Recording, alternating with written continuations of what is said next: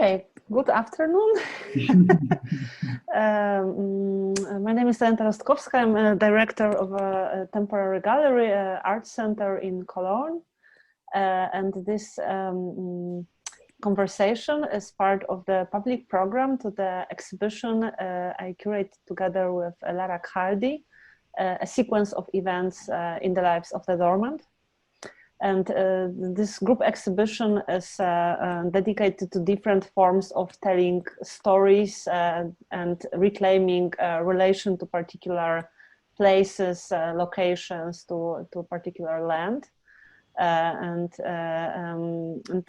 During the research to this exhibition, me and Lara, we encountered more and more artists that were dealing with different types of narratives, for example, fairy tales, but not only this.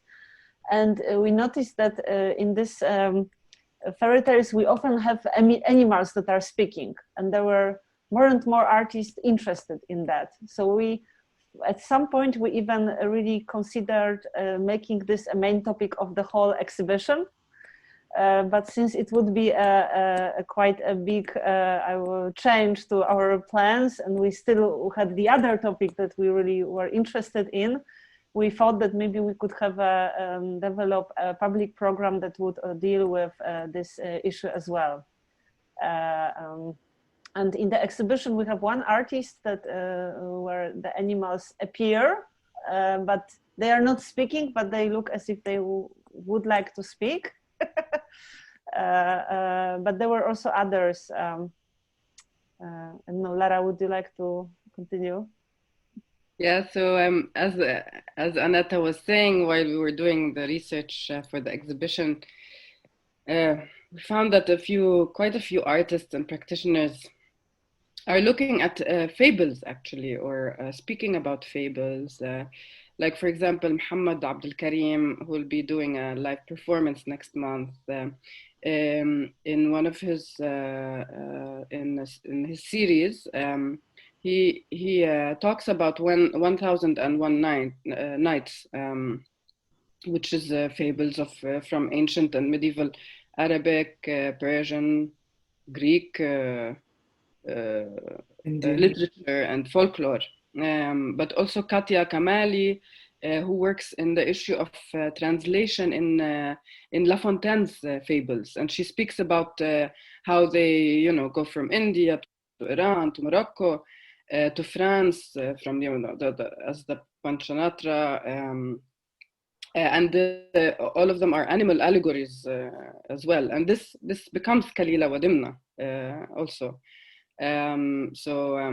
And it was widely spread in the Occidental world, and she speaks about how in French literature it is not referred, but it's in a sense it's present in the work a lot. She will also be giving a lecture about this work in January, and so this is how we also found out that Haytham was also working on the form of the fable and how animals could speak in it.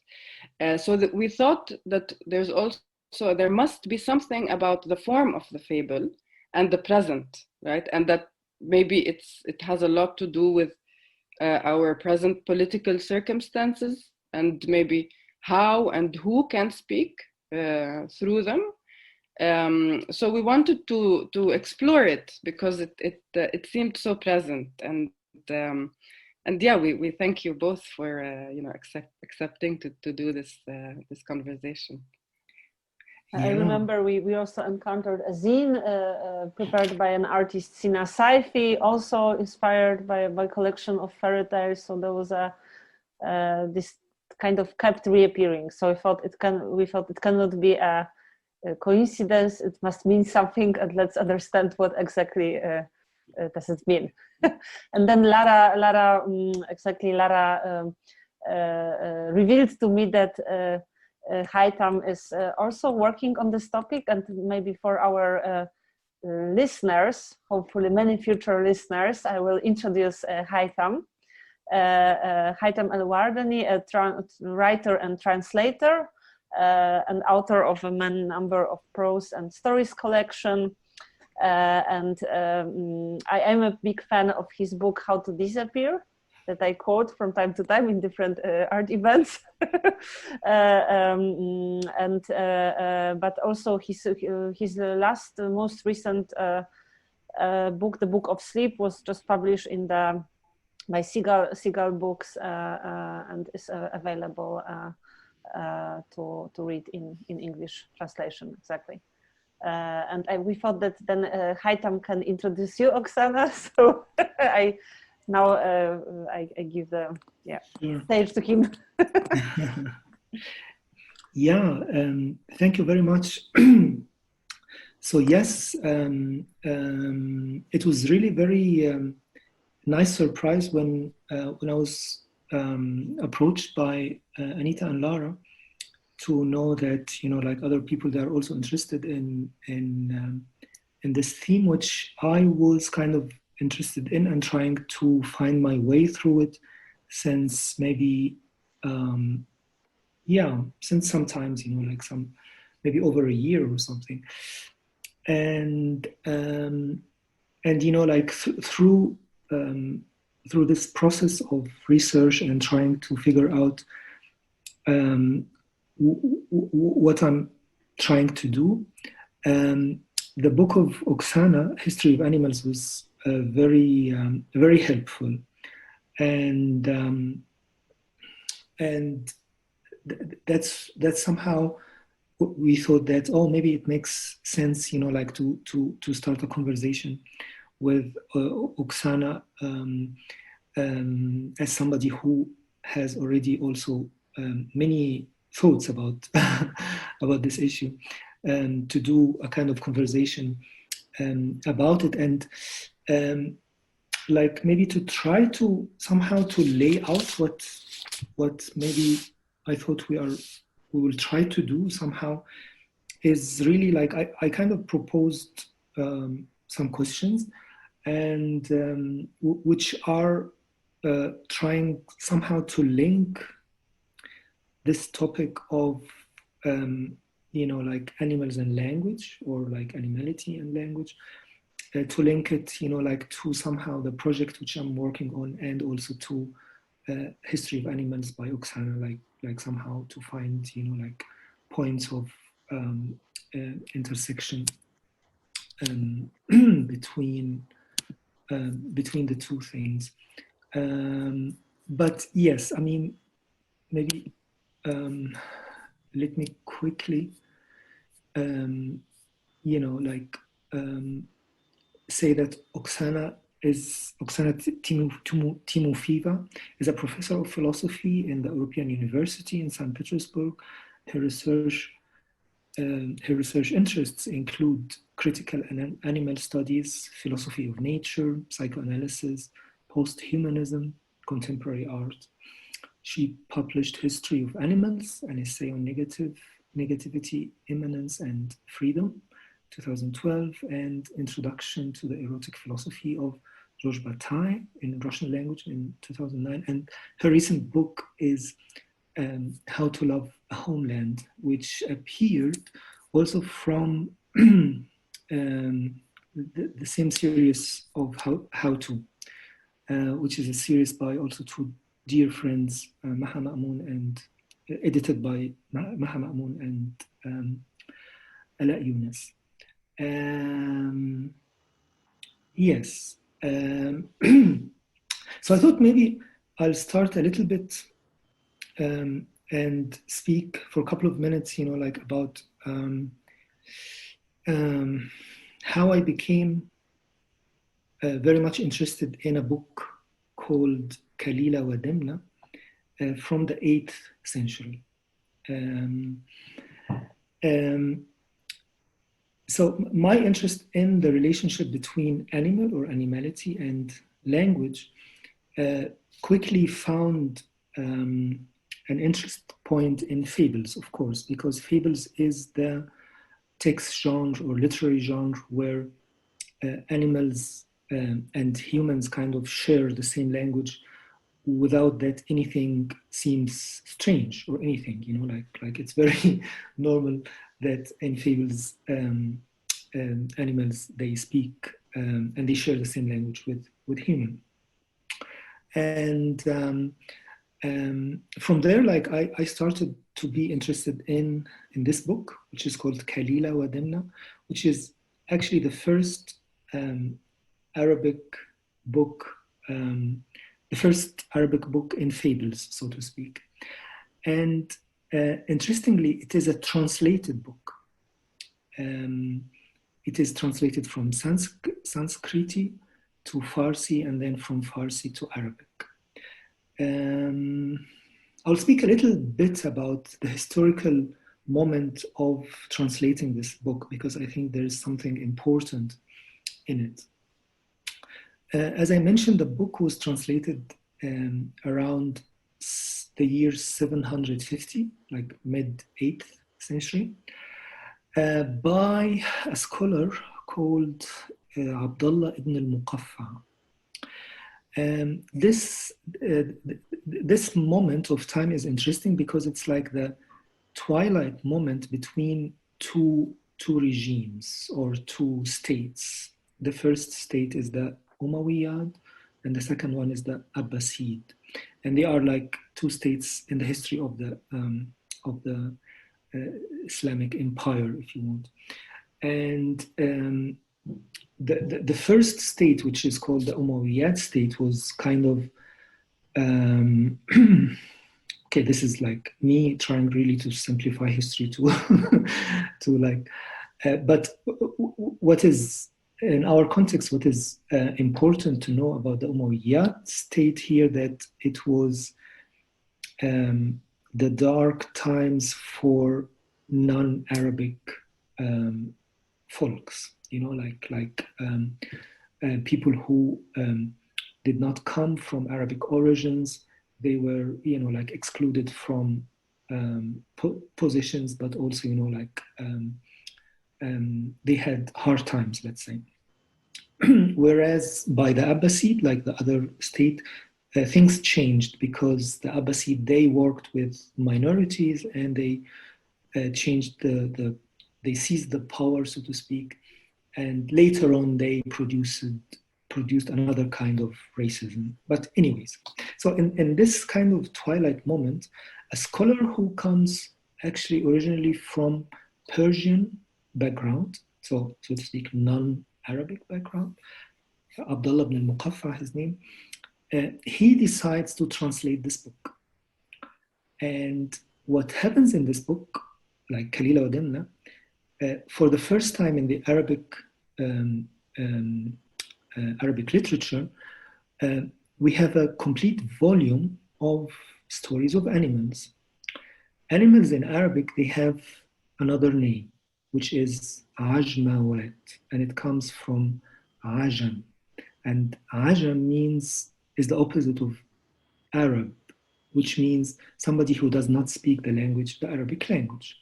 Maybe you can compare it a little bit to barbarian in Greek or something, you know, like somebody who is not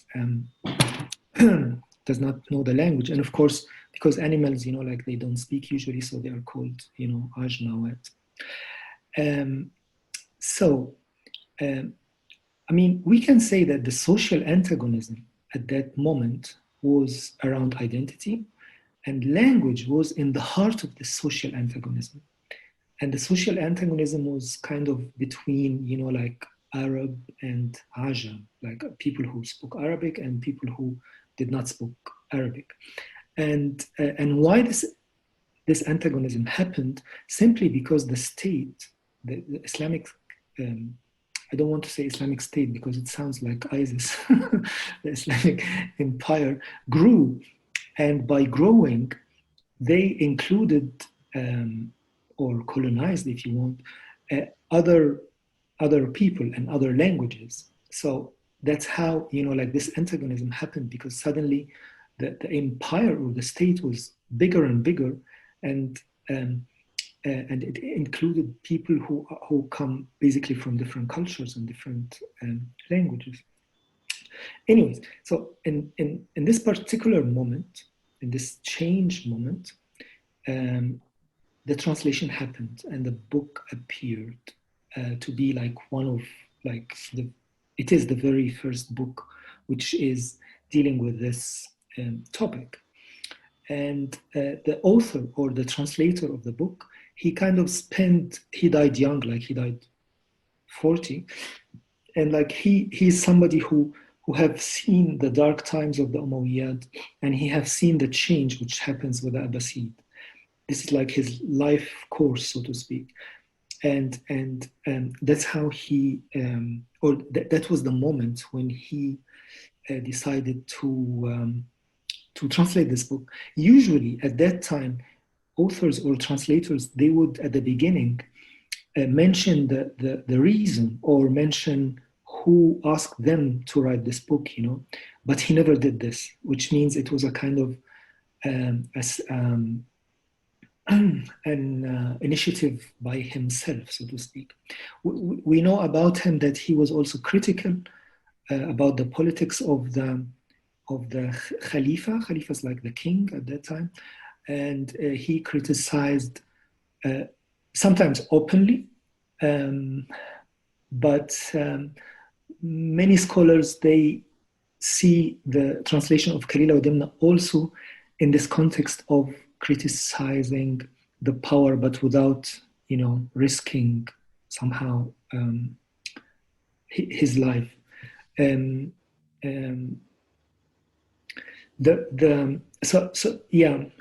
So we see like there is. No, maybe I'll mention first very shortly the history of this book.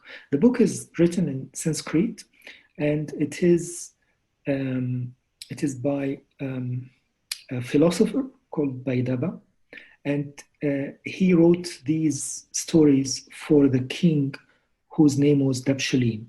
And Dabshalim was a really very bad king, very unjust, and because Baidaba saw what's happening and what's also happening to his people, he decided to tell these stories to the king.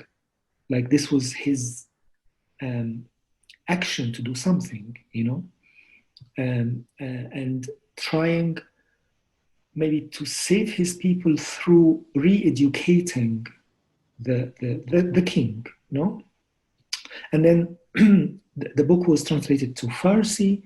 The Farsi king asked his doctor, who is also, like wise person, to translate this book because he thought there are many lessons to learn from this book. And then we have Ibn al-Muqaffa, who was working as a writer in the administration part of this empire at that time, and who, without being asked, actually he translated this book, and he has a kind of a critical somehow position to the politics at that time.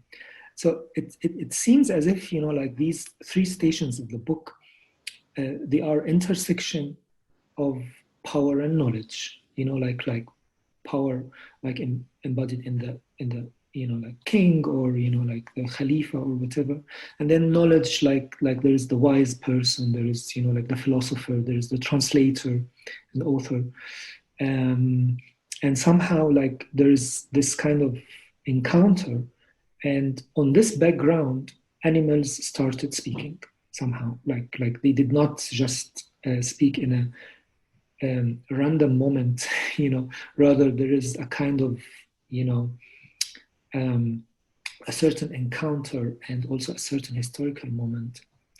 The book is called Kalila Wadimna. It starts with the story of the two brothers, Jackal brothers. One is called Kalila and the other called Dimna. But it includes like 15 more or less. It depends on, because there is different versions which we received, like different copies from this book, so the number of stories differs.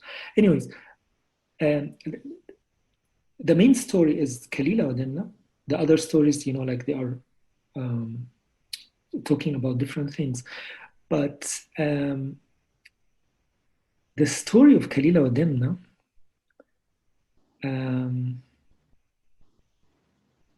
or let me put it this way.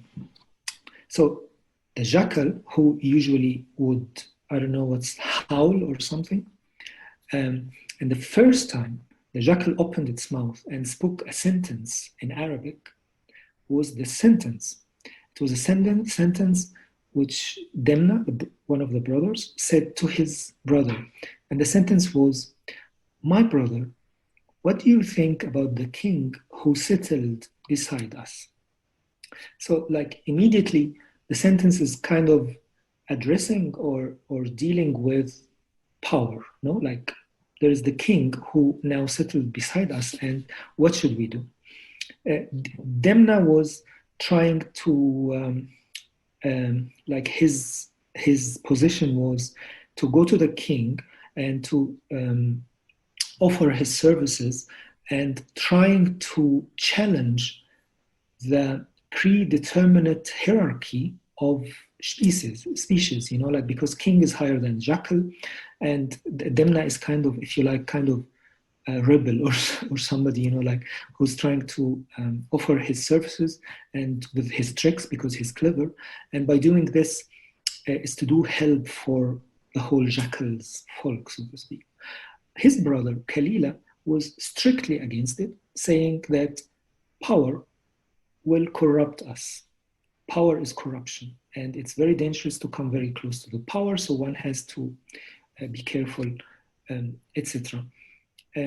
Anyways, so this is kind of the setting for the story. And I just found it important because other literary works which was written later in the maybe 9th century or 10th century, which is a kind of inspired by Kalila wa Demna, they capture also this moment, and they are trying to give form for a crisis moment with the relationship with authority or with power, right? Anyways, so revisiting your book, Oxana, I found somehow a similar moment or something, you know, like the moment of when social antagonism kind of is the place where we encounter animals or animality or something, no?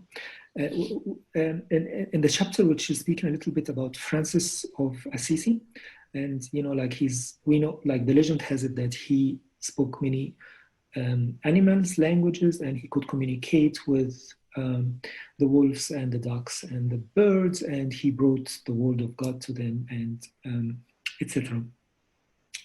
And while you were discussing in your book, Oksana, you brought Foucault to this and saying, like, counter to the romantic image of a commune of poor people and animals, a capitalist system or like a bourgeois society which adapted to the Protestantian morals and ethics, etc., wouldn't see in somebody like Francis of Assisi anybody who is, you know, like holy or anything. Rather, he would see somebody who's insane.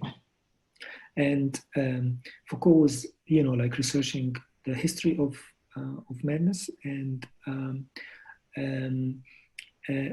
like he was saying that, okay, somebody like Assisi, who was speaking with animals and in a commune with animals, would be classified as insane. And here maybe, you know, like the figure of animal can also lead, you know, like to the figure of the insane, the criminal, the slave, you know, like the foreigner, the poor. So here we have again this, you know, like this social antagonism as a kind of inner split in the social order, and there we find, you know, like we find the place where we meet animals somehow. So I don't know, like what do you think about that, dear Oksana? Like how to think about, you know, like this social antagonism and animality, let's say.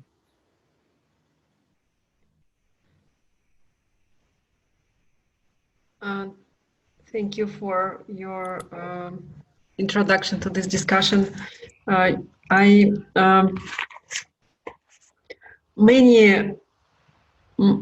directions emerge when you speak, and each like single directions demands a special excursus or analysis. You mentioned the story of the jackals that speak about their king and they discuss a possibility of a certain revolting or uprising or a certain coup d'etat. Immediately, this made me think about Kafka's tale about jackals and Arabs, where there is a jackal who finds a tourist and tries to convince him to join their jackal conspiracy against Arabs. So this is another. I think that the jackal has maybe this significant place in the Middle East cultural context, while Russians, for instance, would rather, or in Russia or in Europe, we will rather speak about wolves or bear also, and foxes, on the other hand, endowing them with different human capacities or human characters. I would probably, I will not start directly from the social antagonism in which animals plays part, but I will try to classify the genres, the genre in which animals speak. I might. It's very rough, of course. It's just a quick attempt to approach this issue, but except fables, there are fairy tales, as Lara noticed also. Fairy tales, fables. Then also we can say animals speaks in cartoons. And they do speak in memes, and in dreams. In my dream, animals do speak. That's what I practice. Sometimes in the night, I'm speaking to my animals. Those who passed away, but then they return. The dream is a memory where I'm getting a direct access to the unconscious, to the memory, and in all these three, not three, come on, in all these several genres, they speak different things. Like I would say in fairy tales, fairy tale is a pagan way of narration, and there is no the human being is not the center of the universe, and to that extent. So animals speak together with other people. So animals are people, or we or people are same as animals. It's still they join. They can marry, and or they can have friendship, and they create what Deleuze then would call alliances. Alliances. I can, for example, I can ride a wolf and go on the wolf's back somewhere far away, and I can marry a bear and live with him in the forest. That was my dream when I was a teenager. I was thinking, man, okay, wonderful, but a bear, that would be really, really fantastic. The one who, why I was thinking that, because so that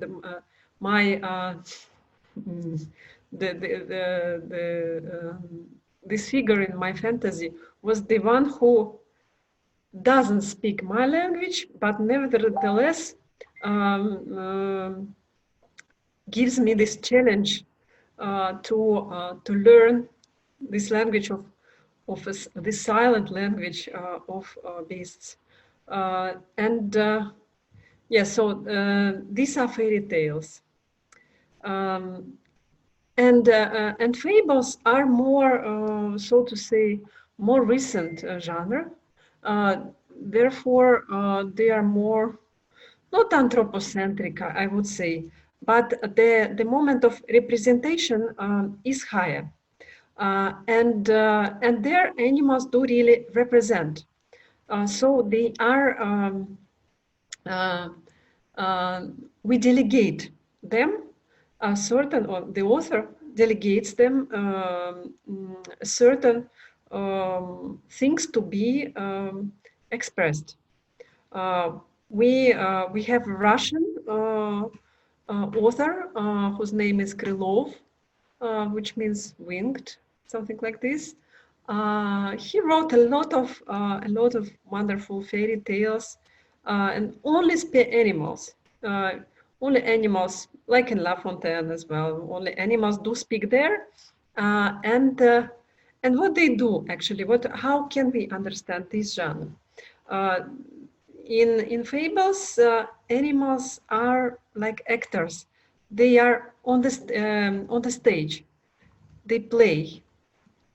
They play and they pretend to be humans. So they play certain human characters, certain human features. But it's not only that. What is play? After all, play is something.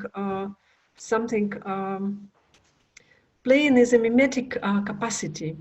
It is something so inherently animal. So animal is a play, and mimesis. So fable is a mimesis. So they do their business there, actually. Yes, in a way, fables can be criticized as the genre that does not allow animals speak their own language, but only uses them as the representatives of certain human narratives. But at the same time, in fables, animals do what they actually do, what they really do. They do play.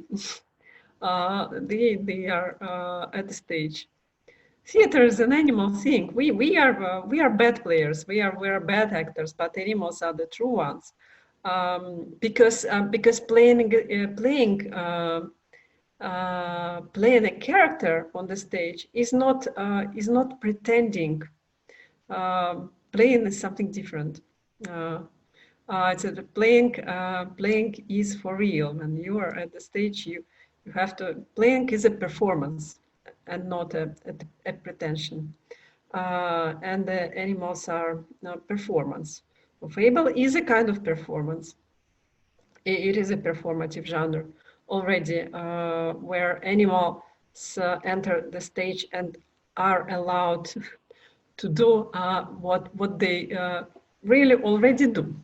But we open our eyes and we acquire the capacity to see or to hear what they say, what they speak.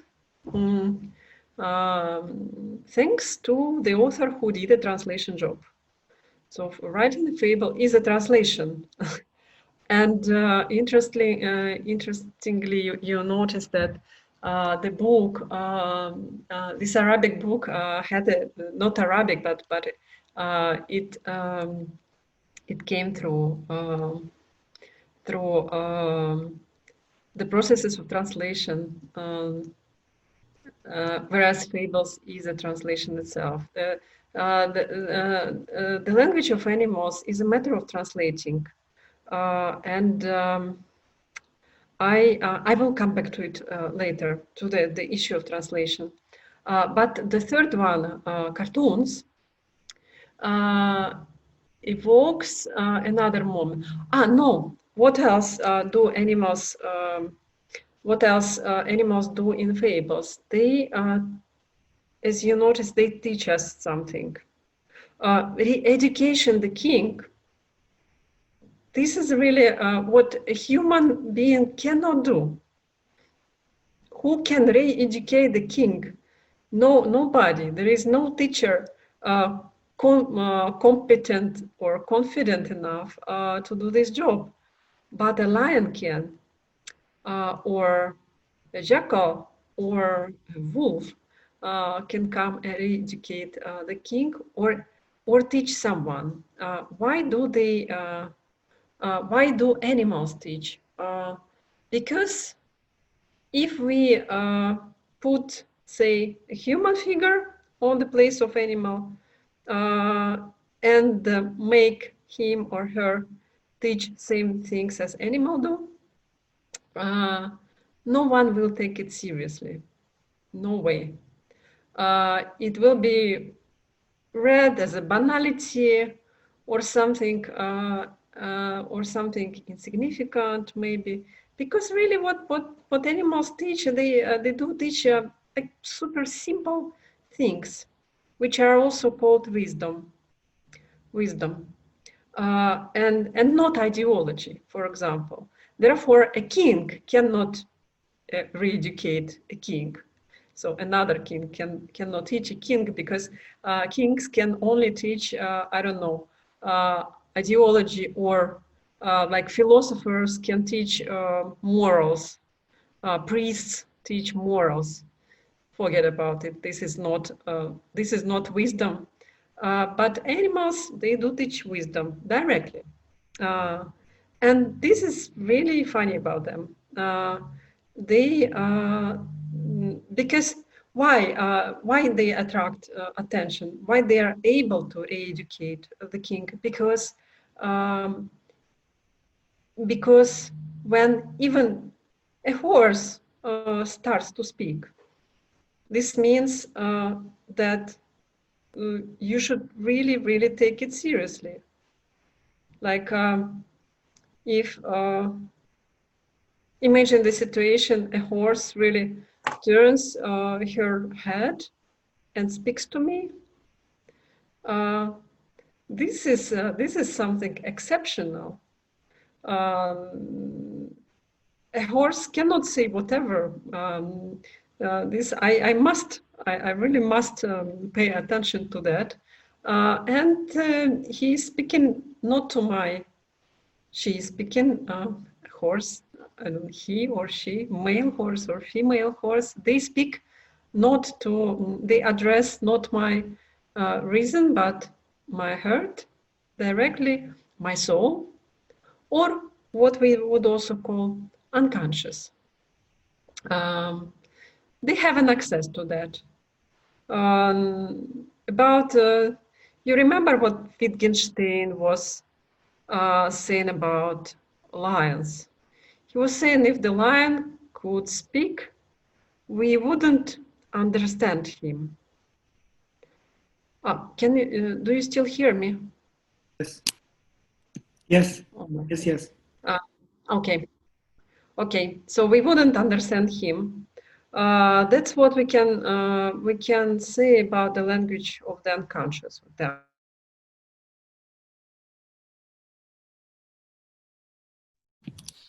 Oh, Oksana? Okay, so here you are. You were just... I'm back. Okay. Sorry. No, it's okay. Sorry, connection interrupted. Okay, cartoons. So cartoons is the next moment where animals speak like children.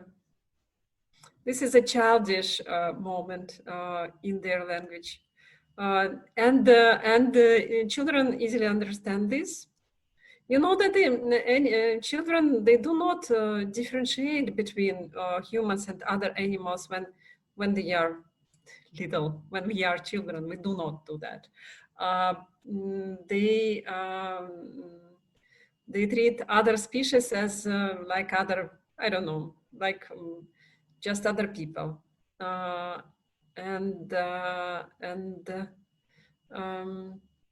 memes.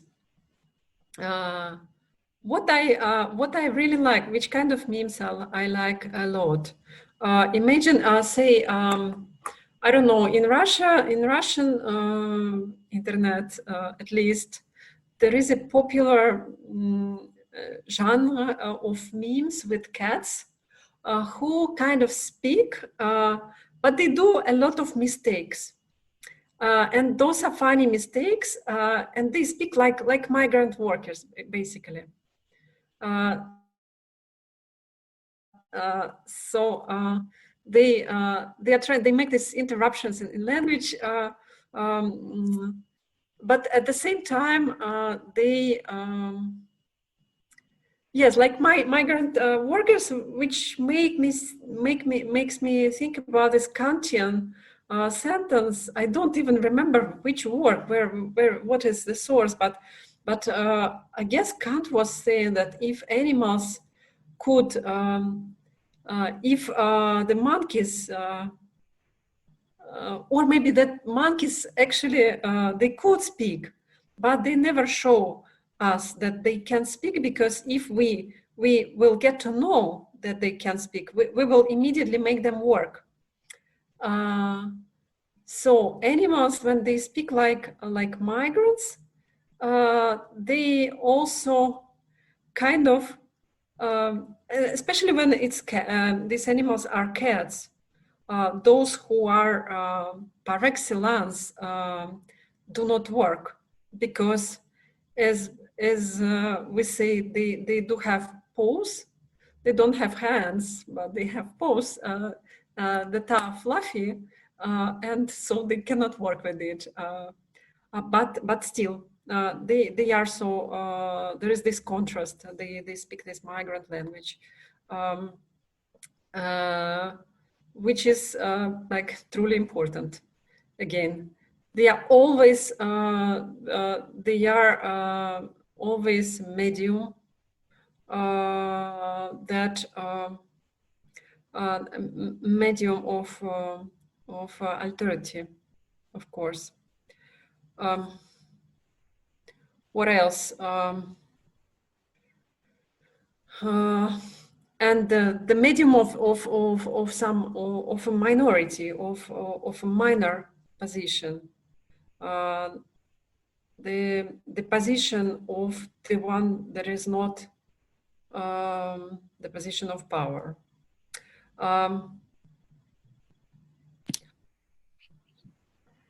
Yeah. Go on. No, sorry, go on. Should I go on? Yeah. No, yeah. I mean, yeah, that's really great. Like, that's fantastic. Like, to think about these different genres where animals speak, and each genre is actually doing something else, or saying something else, or opening something else. That's really very helpful.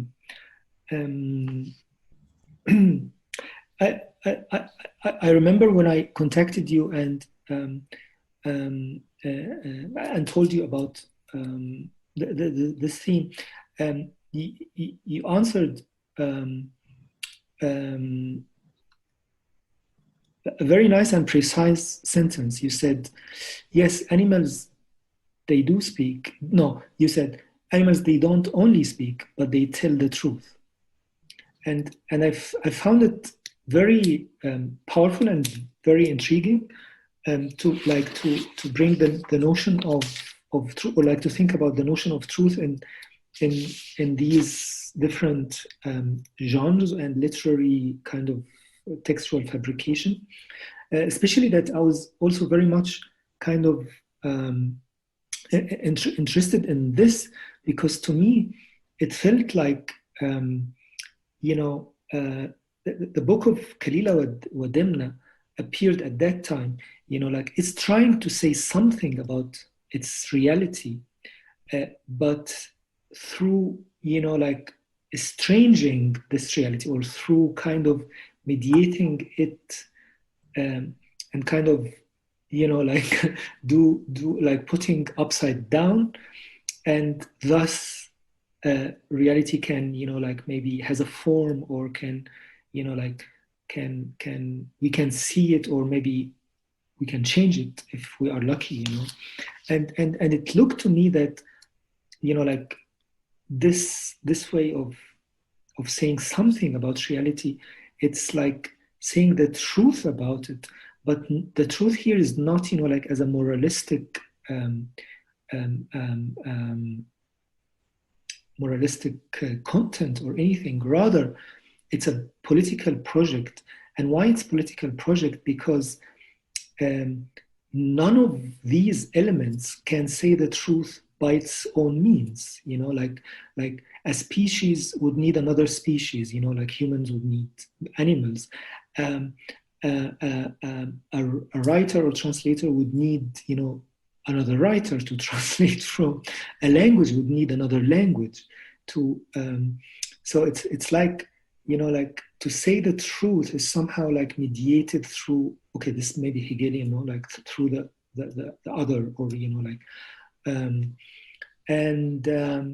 Anyways, so when you wrote this, I thought, wow, this is really wonderful. I would like to know more about it. Like, how did you mean? How did you mean with saying the truth?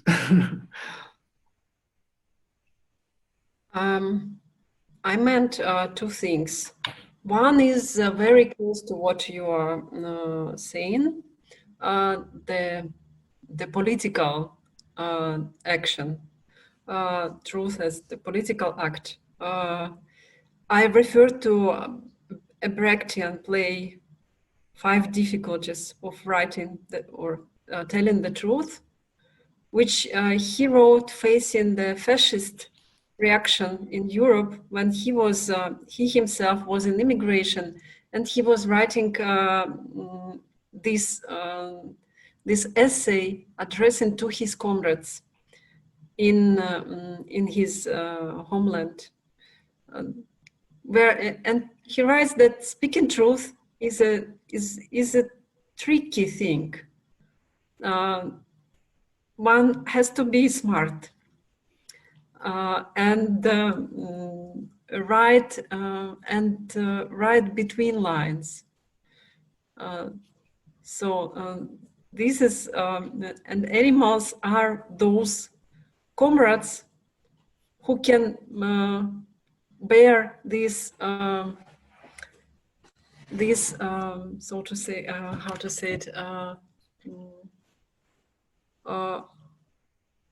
are smart enough to help us? To help us, yes. They create this front line. When you are saying a partisan, and you put one person who kind of sacrifices herself in order to cover the others. So in order to save the others in their shelter places or somewhere, yes. So the animals come from the forest. The partisans are somewhere in the forest, and the bear comes and says, "No, this was me.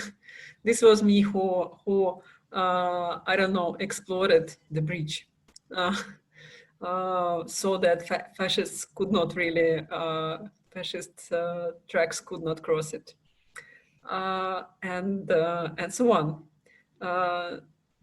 This is this political, but then linguistically speaking, so to say, when we learn certain languages, when we are little, we also approach languages of animals, but they usually represented by one single word. Say, the dog says what? How? How do you say, how do you say in Arabic? How? How? Or ow. Or ow. Gaf gaf. And the bow wow, somebody would say, and the cats say meow. And the cow says moo, and they repeat. So animals, they repeat one word. They say many things. They speak, like cats, for example. They speak. They can speak a lot, but they speak with one word only. That's how we listen it. That's how we hear it. Because they are well, a philosopher will reply that this is because they do not use mute consonants, but they cry. Actually, the cry is the absence of mute consonants. So they do not, as Hegel would say, mute consonants. They arrest the animal voice. They transform it into an articulated human language, and that's how animal dies. It cries before, in face of death, which comes with the human, which comes with language. Language means the death of animal. Language, or mute consonants, literally. So they have all various kinds of cries. So they cry this, or they cry that. And they do not use other words, so to say, but only their word. This word is kind of their, so to say, their soul, or can, as they would say in Turkish languages. And or essence, as they would say in like traditional philosophical language. Their Gattungswesen, as maybe someone like Feuerbach or Marx would say, but not about animals. They were saying it about human beings, but I would use it this way. And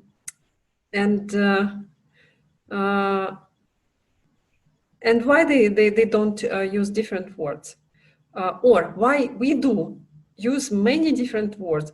Because we have to lie. Lie demands this diversity of linguistic forms. Diversity. Whereas animal languages have this insistence on repetition. So when I said about animals speaking truth, I was thinking about this actually, about this moment, which is rather formal. But it's very beautiful, like to reduce language to its kind of essence or something, and to kind of break it through crying, or and how kind of humans they needed many words because they needed to lie somehow to yeah, it's fantastic. Yeah, the more species we have, the more ways of crying the truth, the more specific cries, and the more forms of human ways of arresting these cries of introducing mute consonants for introducing the diversity of language, and developing the lines of lie out of an initial animal cry. Wow. Lies develops out of cry. Wow, it's really nice. through the arrestation, the arrestation comes the consonants. Yeah. I don't know.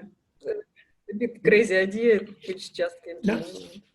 No, it's but it's not particularly mine. Yeah, yeah, it's Hegelian again. exactly. Yeah, I mean, maybe if we stay a little bit with this very kind of enigmatic Hegelian idea about the vowels and the consonants, and how vowels are the death cry of animals, and like consonants is kind of what interrupts them, and through this, you know, like human language kind of developed. And you mentioned also this in your book, and how Agamben is reading this, you know, like as, you know, like the voice of the animal is kind of the death voice, and like negating this becomes to like language of consciousness. So language has this power of kind of negativity, or like active in it. And it's like when I encountered this for the first time, it kind of blew my mind, because like it's very kind of powerful to think that there is an animal crying in language all the time, or like there is, you know, like language is not a humanistic thing. Rather, it is a kind of monster. It is a kind of, you know, like it's a kind of multi-species yeah, living thing. And that actually the best to do when writing is not to tame language, rather to try to set free what is inside the language, like to try to set free the powers of negativity which is included in the language, understood on, or understood on this image of Hegel somehow. I don't know, I'm just quite fascinated by this image, because it gives, you know, like it paves the way a little bit to think about language differently. No? Yes, I think we can refer it back to the idea of the unconscious, which is again structured like a language, and with regards to the unconscious, I will go back to the problem of interpreting. There is this traditional Freudian approach of reading the unconscious through sexuality. But upon reading 3 of his famous cases, I understood one thing which I find quite important. So he has 3 animal stories. In each of these stories, the main character is a little boy. One is a rat story, another is a wolf story, and the third one is a little Hans story, or a horse story. Each 3 of these cases deals with a particular kind of mental disease or neurosis, obsessive compulsive neurosis, psychosis, or phobia. And the decision made by Freud, not the decision, but the solution of the enigma of the source of this disease is found in childish sexuality, in the earliest periods of children's lives, where they encounter some sexual sexual whatever episode, traumatic episode. And I realized that, but then Freud is writing a lot about this sexuality. But the animal serves, in each three cases, animal serves as a metaphor for something, either for a father like wolf, in the Wolfman case, or like a rat as I don't know, also something relating that relates to a father in the Ratman case, or a horse that poses a question of the genitals of mother's genitals and so on and so forth. But I found that actually the animals in these stories have their own, can develop their own autonomous narratives, so to say. And they are totally different from Freudian, and it's not about sex.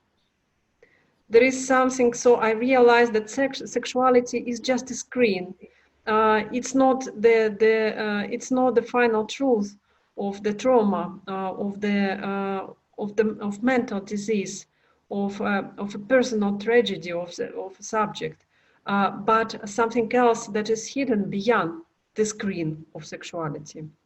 So sexuality is just an obstacle to see the truth, or to hear the truth which an animal tries to speak, the truth of the unconscious, from where a certain phantasmatic reality emerges, and this might and usually does imply some incredible violence, or the relationships of power, of domination.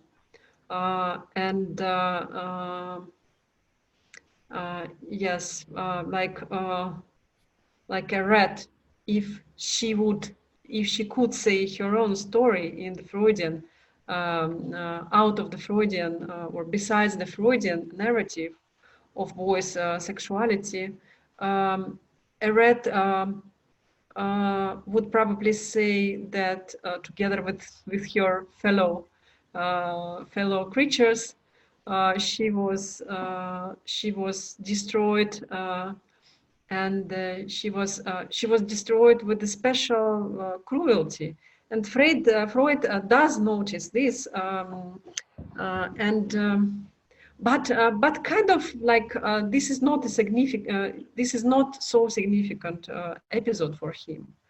That boy at a certain point identify himself with a rat, and says that yes, once he was beaten for something which he doesn't really. He was a little boy, and he became a victim of a cruelty, of an incredible violence, and he compares himself to a rat because he used to see how people destroy, eliminate the rats because they think that rats are dangerous, or they bear infectious disease or something like this. And there are a lot of such stories. And with wolves, there was the same thing. Actually, there are a lot of such stories behind.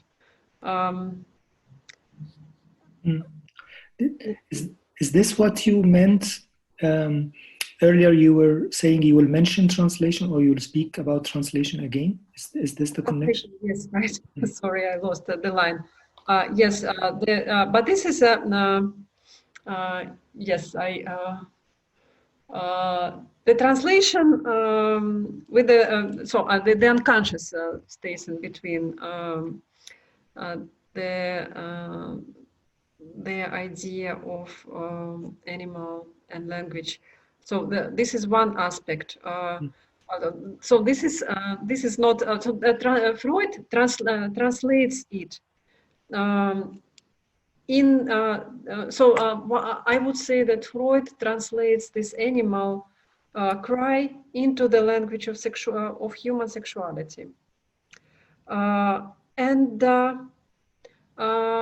think this is legitimate. Of course, like any translation is legitimate, maybe, but there can be a different translation. Translation is a matter of responsibility. When I was a little girl, my mom told me that that if I will eat a lot of caviar, I will understand the language of fish.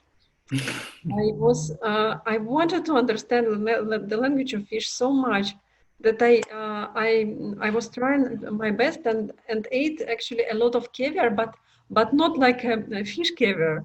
But we Russians also called caviar sometimes something made like I don't know, something made of zucchinis or aubergine. That kind of caviar I was eating. So I translated it, well, it was a bad translation, okay, caviar and caviar.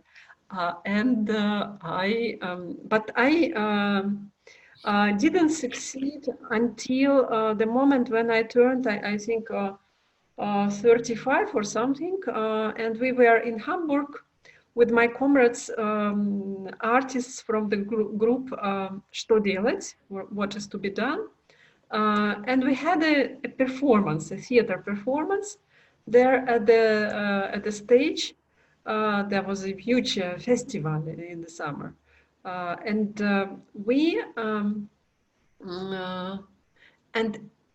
at this performance, there was a lot of, among characters, like regular human characters, there were also fish. And we had not real fish, but there some puppets. I mean, some puppets, very fish-like things.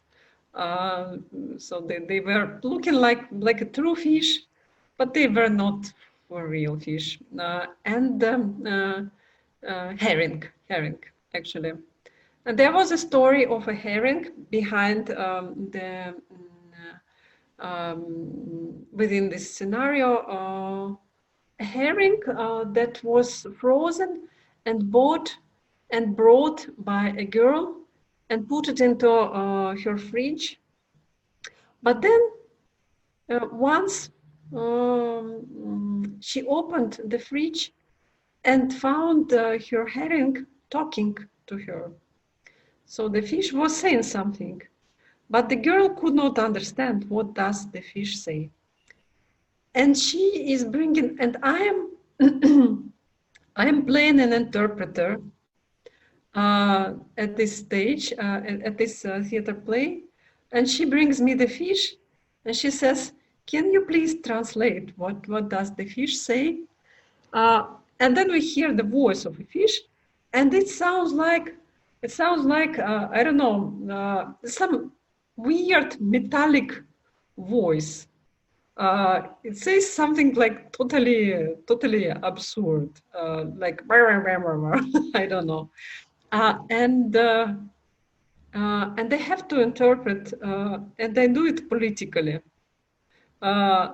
It was something. It was a moment of like a huge transformation when a frozen fish. I was thinking when a frozen dead, I don't know, bought at the market, and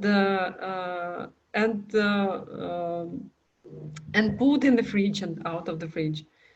This fish speaks. What can she really say? And I thought it will be something like really, really serious and necessarily political, nothing sexual about it, really, but a kind of truth. So then there was we did a discussion on how can we really interpret their language. Nice. It's like a dream. So the animal speaks. The language is a dreamlike language, also. In Kafka, in Kafka, all animals, they actually speak a lot. There are so many stories where not only jackals, but a dog philosopher, then the mice, a representative of mice people, and the one who lives in the burrow, this little animal who knows whom, which kind of animal is really is it? But many years, many animals, but they speak. They do not need a translation, and this is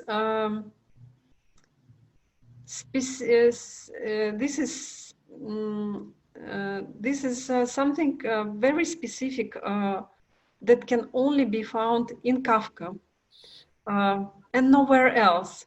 Where so it's a unique place where animals just speak directly, and they speak directly to your heart. They do not represent anything. They do not play, but they kind of speak, and there is a space of understanding it without any interpretation. Yeah. Wow. That's really, yeah, that's amazing. Okay. Okay, I'm like overwhelmed because like I want to to do many things, but I have to take care also with the time. We have maybe like, yeah, maybe maximum 15 minutes or something. So I will just very shortly, because I would love to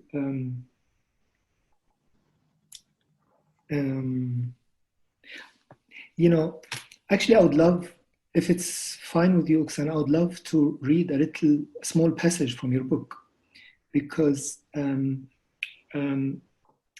know, it kind of gives the idea maybe that animality is all about return, like the return of the repressed, maybe the return of the excluded, the return of the slave, the return of, you know, like, and there's this one passage which I would like to read from your book.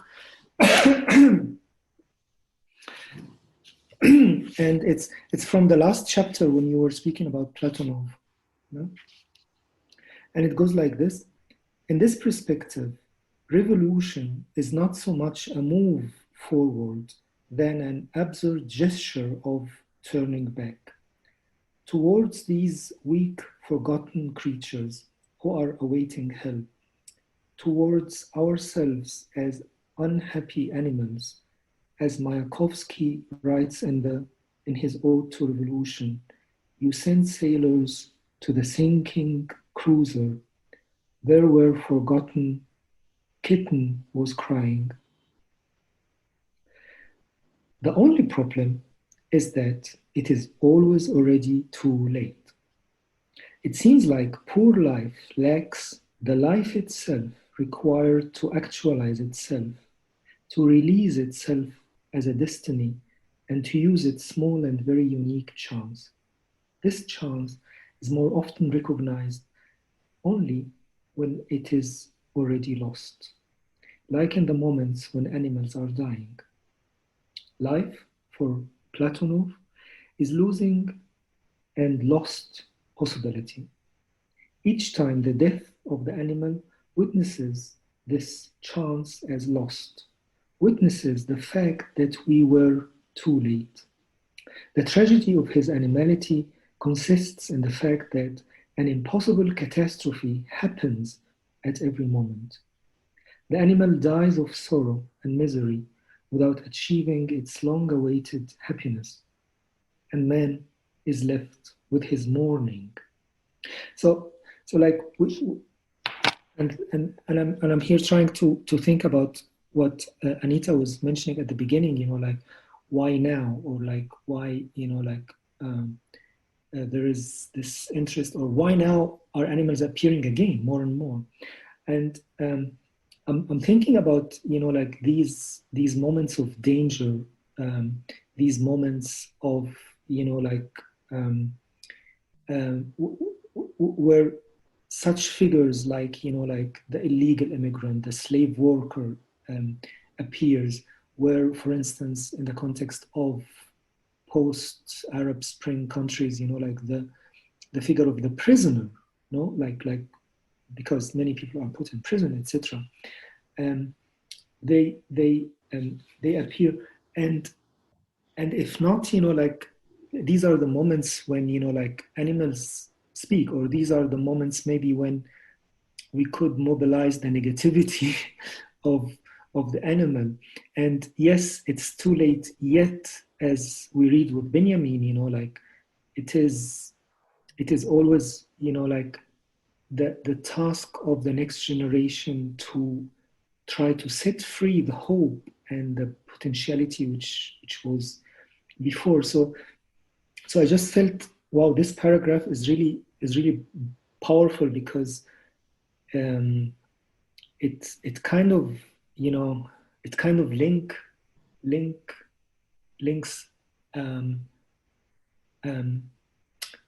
animality to a movement, like to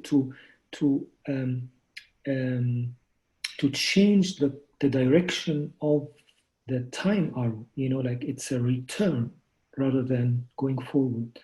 I don't know, I just found it very beautiful and very, and I was thinking about it in connection to, like Anita's question about the now, etc.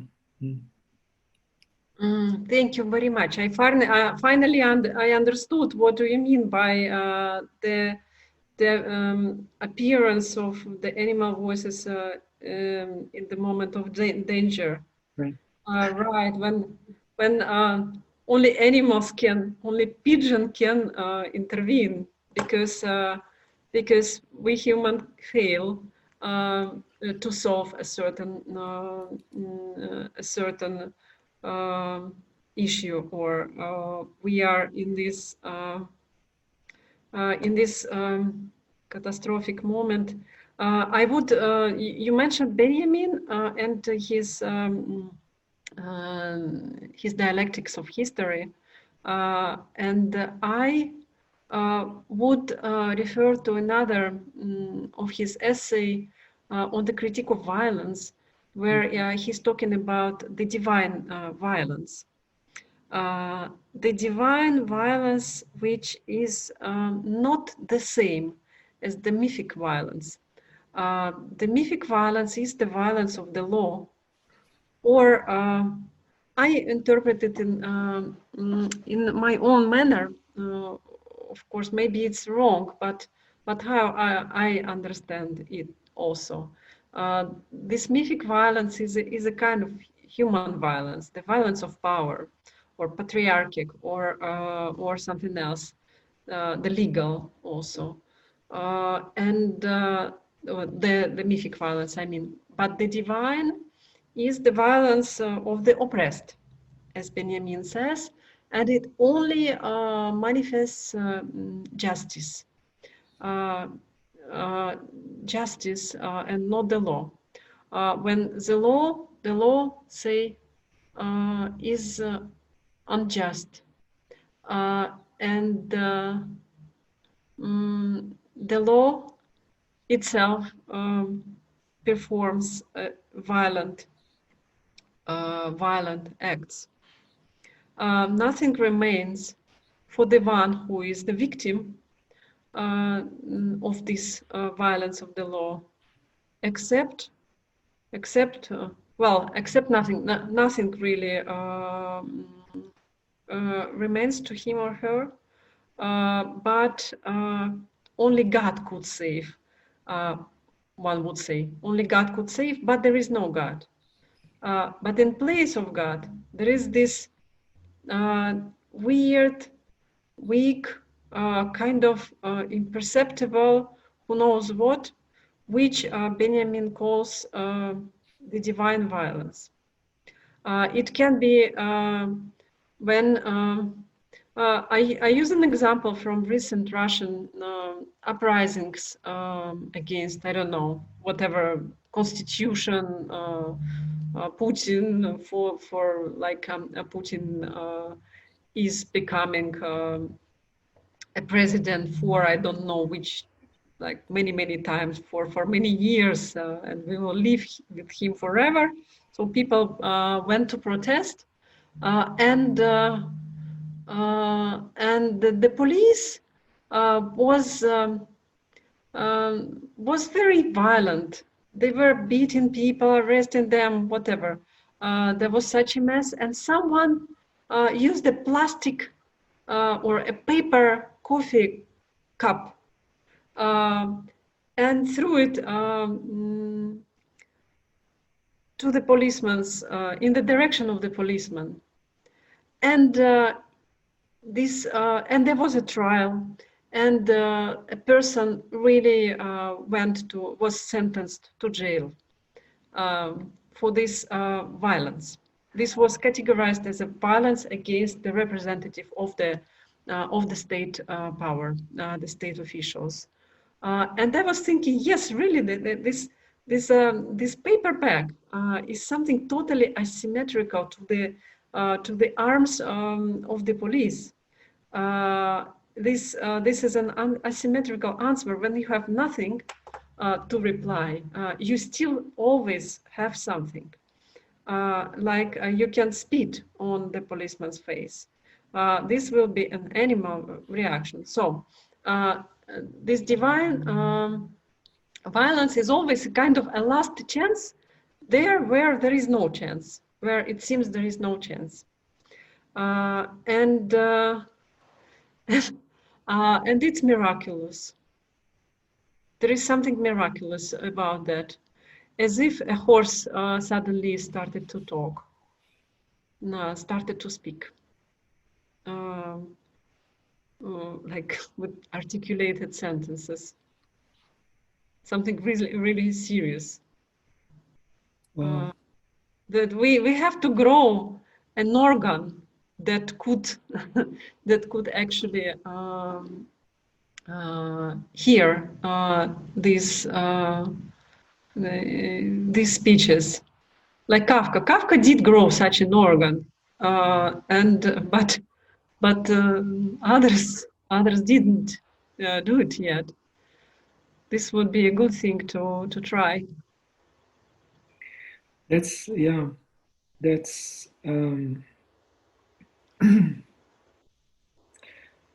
that's really mind blowing, and yes, and gives hope somehow. Yes, so good that you have this this topic.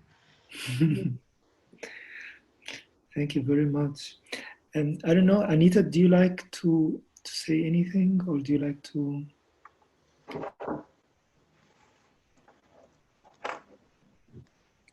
Yeah, I was wondering actually that yeah, we have to grow this organ, and maybe it will be more and more inclusive, this organ. I met this amazing woman who is a botanist and a poet last year, Urszula Zajączkowska, and I think she developed, but maybe more in relation to plants.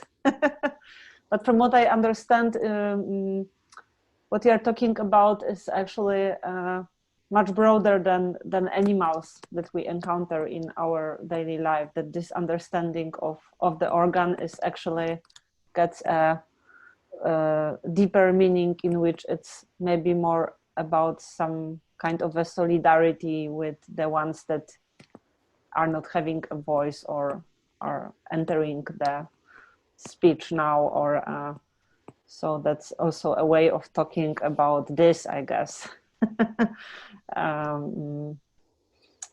Yes, but that would be I think it's a very nice conclusion that gives a lot of hope, and this is maybe a good way to end the conversation with this. I don't know, Haytham. Yes, I'm really grateful and thankful for you, Oxana, really for your your thoughts and your engagement and your profound ideas. Yeah, I'm also thankful and happy to begin this conversation. I think it's a beginning. It's interesting to continue and to see what comes out of it. Yeah, you gave me a lot of inspiration. Yes, hopefully we will continue. Hopefully soon. Okay, so